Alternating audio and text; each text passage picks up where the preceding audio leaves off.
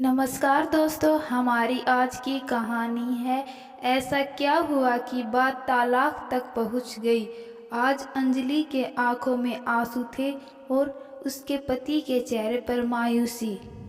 सुशांत ने अंजलि को किसी बात पर 2 थप्पड़ जड़ दिए। पत्नी ने इसके जवाब में अपना सैंडल पति के तरफ फेंका। सैंडल का सिरा पति के सिर को छूता हुआ निकल गया। मामला रफा दफा हो भी जाता, लेकिन पति ने इसे अपनी तौहीन समझा। रिश्तेदारों ने मामला और भी पेचीदा बना दिया। मामला सिर्फ पेचीदा बल्कि संगीन। सब रिश्तेदारों ने इसे खानदान की नाक कटना कहा। यह भी कहा कि पति को सैंडल मारने वाली औरत न तो वफादार होती न ही पतिव्रता। इसे घर में रखना अपने शरीर में मियादी बुखार पालते रहने जैसा है। कुछ एक रिश्तेदारों ने तो यह भी पश्चाताप जाहिर किया कि ऐसी औरतों को तुरंत ही समाप्त कर देना चाहिए। झगड़े की बातें ऐसे बढ़ने लगी जैसे चक्रवर्ती बैच की तरह बढ़ती हैं। दोनों तरफ खूब आरोप उछाले गए। ऐसे लगता था कि जैसे दोनों पक्षों के लोग आरोपों का वॉलीबॉल खेल रहे हैं। सुशांत ने अंजलि के बारे में और अंजलि ने सुशांत के बारे में कई असुविधाजनक बातें कही। मुकदमा दर्ज कराया गया। पति ने पत्नी के चरित्र की हीनता का तो पत्नी ने दहेज उत्पीड़न का मामला दर्ज कराया। वह 4 साल तक शादीशुदा जीवन बिताने और एक बच्चे के माता पिता होने के बाद आज दोनों में तलाक हो ही गया। पति पत्नी के हाथ में तलाक के कागजों के प्रति थी। दोनों चुप थे, दोनों शांत थे, दोनों निर्विकार थे। मुकदमा 2 साल तक चला। 2 साल से पत्नी अलग अलग रही और पति अलग। मुकदमे की सुनवाई पर दोनों को आना जाना होता था। दोनों एक दूसरे को देखते जैसे चकमक पत्थर आपस में रगड़ा खा गए हो। दोनों गुस्से में होते, दोनों में बदले की भावना का आवेश होता। दोनों के साथ रिश्तेदार होते जिनकी हमदर्दी में जरा सा विस्फोटक पदार्थ भी छुपा हुआ था। लेकिन कुछ महीने पहले जब पति पत्नी कोर्ट में दाखिल होते तो एक दूसरे को देखकर मुंह फेर लेते हैं, जैसे जानबूझकर एक दूसरे की अपेक्षा कर रहे हो। और रिश्तेदार दोनों के साथ होते। दोनों को अच्छा खासा सबक सिखाया जाता कि उन्हें क्या कहना है। दोनों वही कहते। कई बार तो दोनों के बोल बदलने भी लगते, लेकिन फिर भी संभल जाते। अंत में वही हुआ जो सब चाहते थे, यानी तलाक। पहले रिश्तेदारों की फौज उनके साथ होती थी, आज थोड़ी सी रिश्तेदार उनके साथ थे। दोनों तरफ से रिश्तेदार खुश थे, वकील भी खुश था और माता पिता भी। तलाकशुदा पत्नी चुप थी और पति खामोश। यह महज इत्तेफाक ही था कि दोनों पक्षों के रिश्तेदार एक ही टी स्टॉल पर बैठ गए चाय पी रहे थे। यह इत्तेफाक ही था कि तलाकशुदा पति पत्नी एक ही मेज के आमने सामने जा बैठे। अंजलि और सुशांत भी उसी बेंच पर बैठे थे। दोनों। अंजलि ने कहा, कॉन्ग्रेचुलेसन, आप चाहते थे वही हुआ। फिर सुशांत कहता है, तुम्हें भी बधाई हो, तुमने भी तो तलाक देकर जीत हासिल की है। तलाक क्या जीत का प्रतीक होता है? अंजलि ने कहा। तुम बताओ, सुशांत ने पूछा, पर अंजलि ने जवाब नहीं दिया। वह चुपचाप बैठी रही।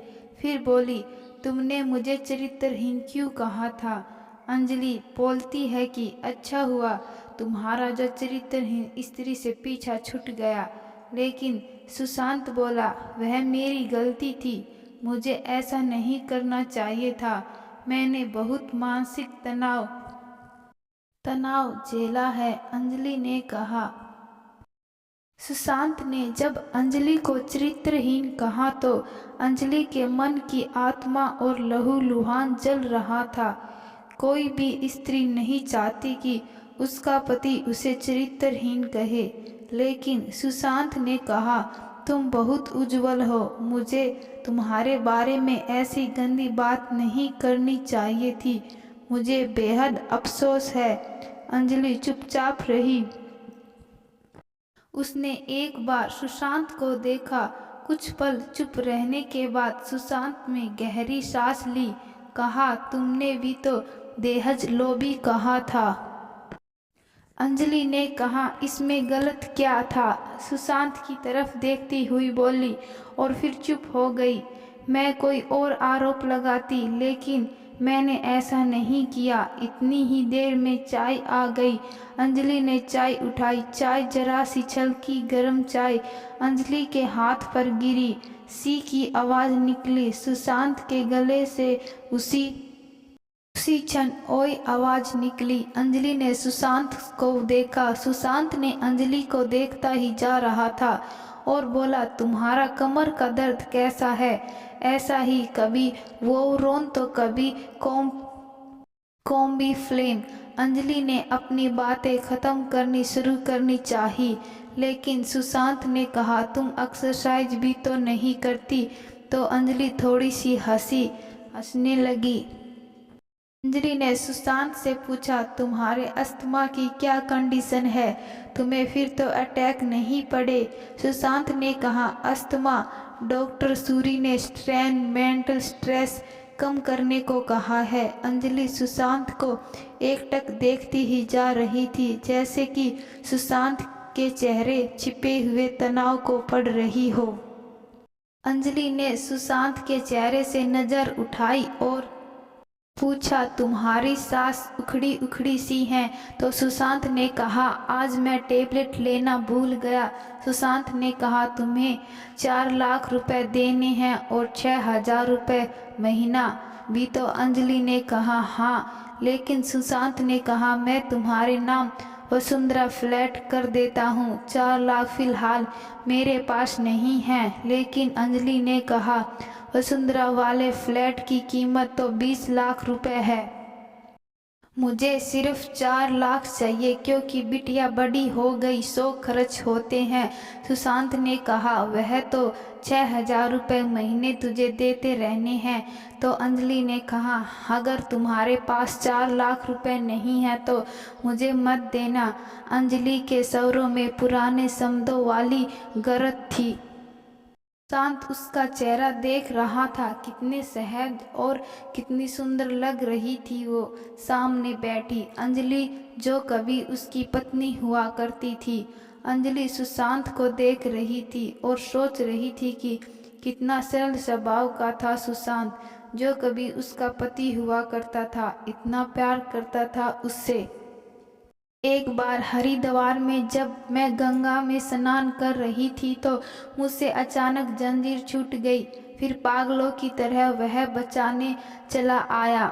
उसे तैरना नहीं आता था, तो भी वह मुझसे बचाने के लिए पानी में कूद गया।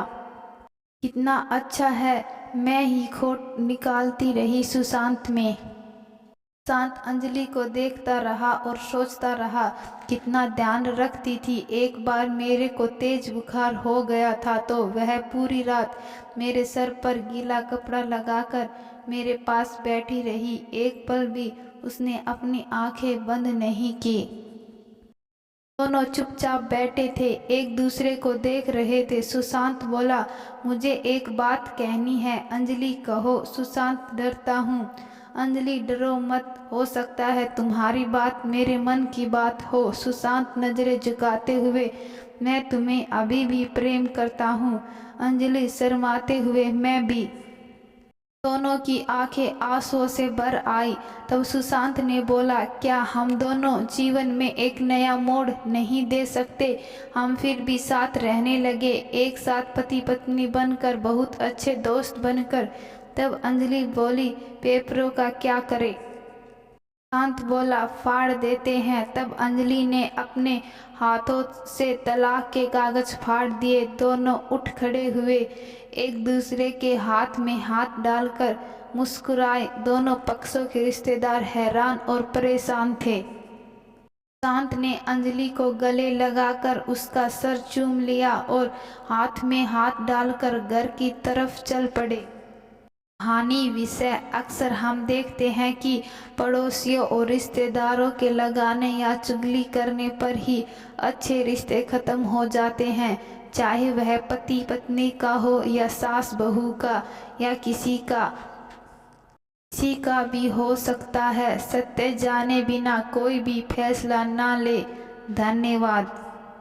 तो दोस्तों, मैं आशा करती हूँ कि आपको आज की कहानी पसंद आई है। अगर कहानी पसंद आई है तो कहानी को लाइक शेयर और चैनल को सब्सक्राइब जरूर करिएगा। धन्यवाद।